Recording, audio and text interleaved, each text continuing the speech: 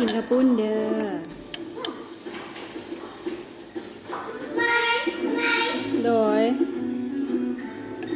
อันนี้จะเป็นหน้าตามาได้กินแล้วจานเอาได้กระปุ้น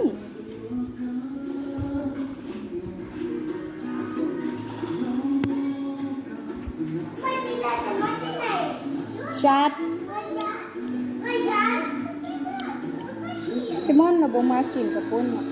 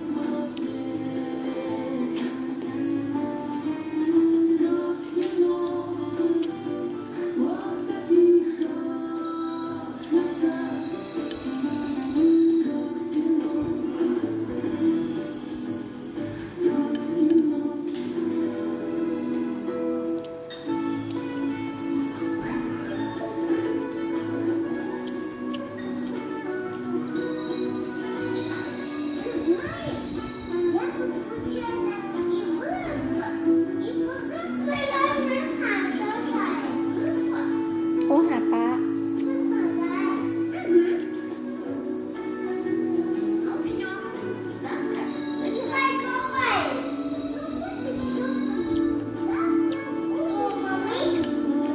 ไอ้ฟันจะกินให้เบิดนะไม่ใช่อย่าง กินกับปุ้นเลย กินตะปุ้น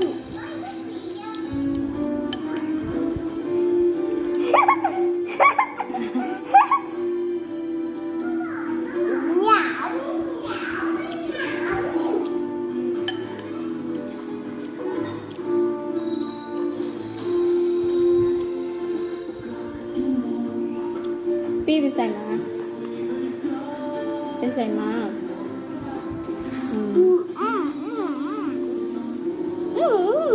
ไอ้ก้อนกับยำก็อยากออกเด้ใส่ก้อนก็กินวะก็เดียน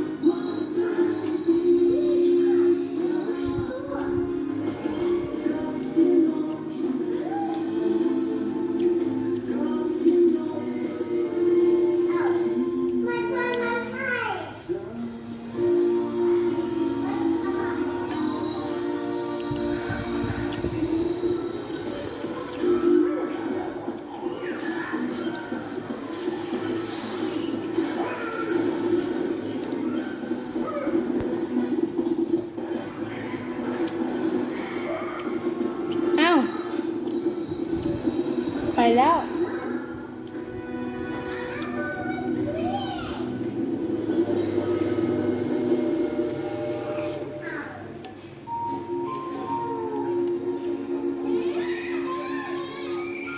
เอาให้พริกให้หายก้อน